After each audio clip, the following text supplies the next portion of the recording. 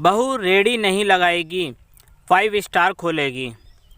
खाना बना लिया बेटा, जो इतनी फ्री होकर बात किए जा रही है। घड़ी पर भी नज़र डाल, 1:30 बजने वाले हैं। फ़ोन पर बातों के क्रम को तोड़ते हुए माँ ने बेटी विशाखा का ध्यान घड़ी की तरफ आकर्षित कराया। घड़ी के सामने ही बैठी हूँ मम्मी, और 2 बजे से पहले यहाँ कोई खाने वाला नहीं, इसलिए तो इतनी इत्मीनान से बात कर रही हूँ। खाना बनाने की बात तो वो तो कब का बन गया। पनीर की सब्ज़ी और आलू की भजिया बनाकर रख दिया है, खाते समय बस फुलके उतारने हैं। बड़े मज़े हैं तुम्हारे तो, इतनी जल्दी बना लेती है। खाना मज़ा नहीं मम्मी, सजा बोलो। तुम्हें तो पता है ना मैं हरी सब्जियों की कितनी दीवानी हूँ, और यहाँ घरवाले हरी सब्जियों के दुश्मन। साग, तोरी, भिंडी, लौकी देखकर ही सबके सब ऐसे नाक भी सिकोड़ते हैं कि मुझे भी लगने लगता है कि कहीं मैं कोई गलत चीज़ तो पसंद नहीं करती। कहेंगे आजकल की सब्जियां हरी नहीं मरी होती हैं।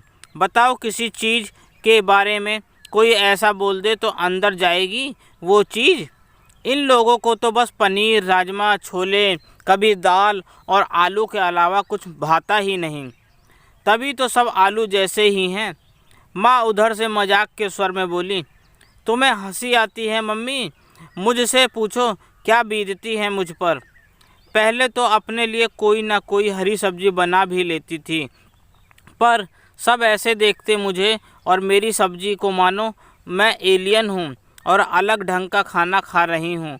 लोग बाहर निकलते हैं तो जाने क्या क्या खरीदते हैं, और मैं हरी सब्जियों की रेडी ढूंढती चलती हूँ बाहर, क्योंकि सब्जी वाला भी बिना कुछ कहे सुने आलू, प्याज और टमाटर ही पैक करके दे जाता है।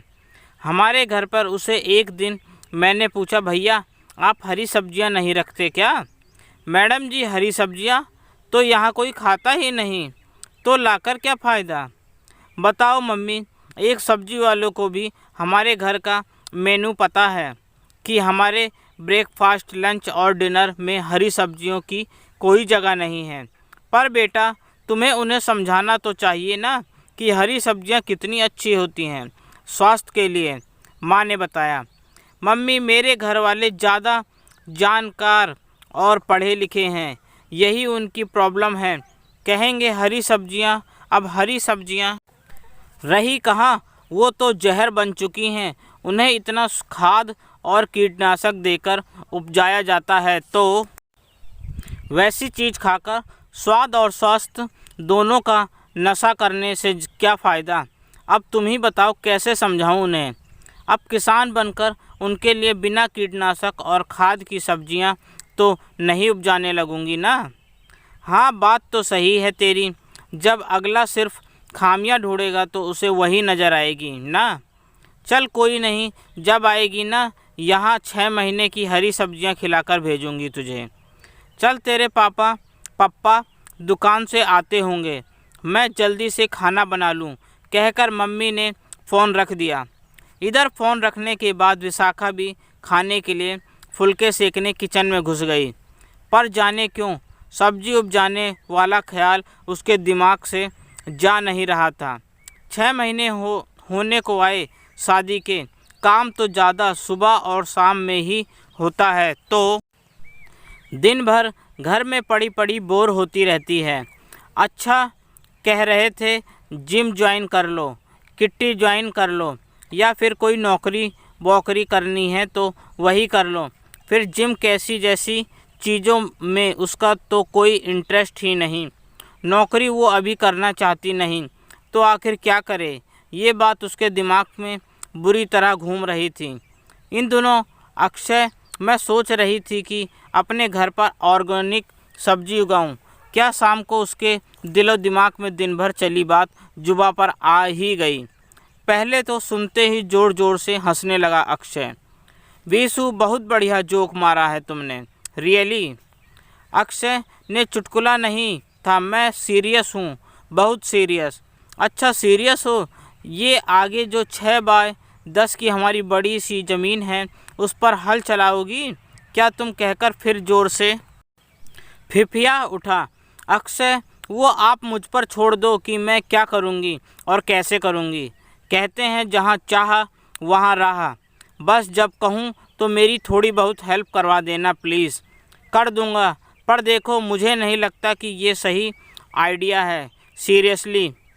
एक बार मौका तो दीजिए, नहीं हुआ तो मैं खुद छोड़ दूँगी। जैसा कि जाहिर था, घर का हर सदस्य पहले तो विशाखा की इस बात पर खूब हंसा, पर विशाखा के इरादे देखकर किसी ने मना नहीं किया। पहले दिन गमले और पौधे लेकर सोसाइटी में घूमने वाले माली से उसने कई गमले खरीदे और 6 बाय 10 की उस ज़मीन की गुड़ाई करवाई। ऑनलाइन बहुत सारे वीडियो देखकर और बीज मंगवाकर उसने रख लिया। तो 2-3 दिन बाद उस माली से ही उसने सारे बीज गमले और उस छोटी सी ज़मीन में लगवा दिया और सारे प्रोसेस को वो गौर से देखती और सीखती रही ताकि अगली बार ये सब वो खुद अपने हाथों से कर पाए। फिर तो सुबह शाम पानी देना, वहीं बैठकर चाय पीना और बीज से धीरे धीरे फूट रहे पनकों को देखना उसका अच्छा टाइम पास भी हो जाता और मन में एक अजीब सी अलग सी संतुष्टि भी आती। देखते देखते करेले, लौकी और सेम की बेलें भी बड़ी होने लगी और बैगन, भिंडी, पालक, पुदीना, टमाटर और धनिया भी बढ़ने लगे।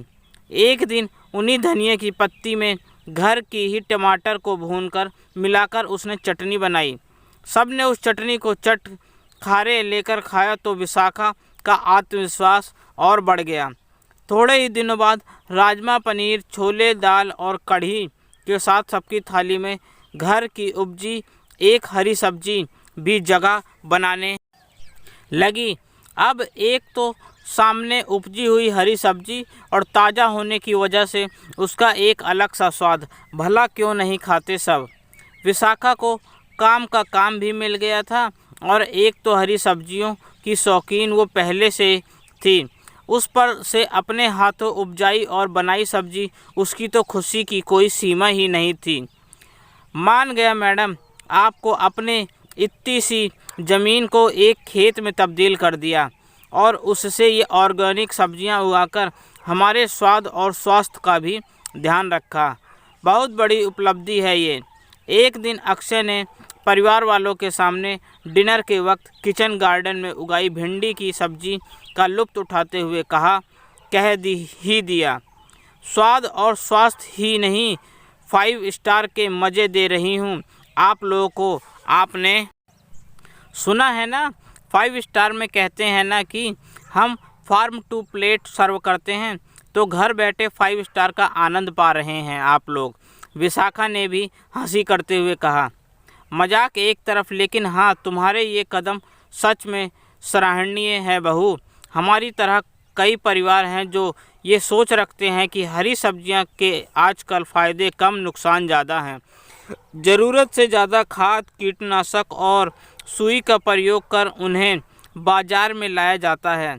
ये बात सही है, पर उन्हें अपने आहार में शामिल ना करके भी हम कई पोषक तत्वों को और फाइबर से दूर रह जाते हैं। इससे भी इनकार नहीं किया जा सकता।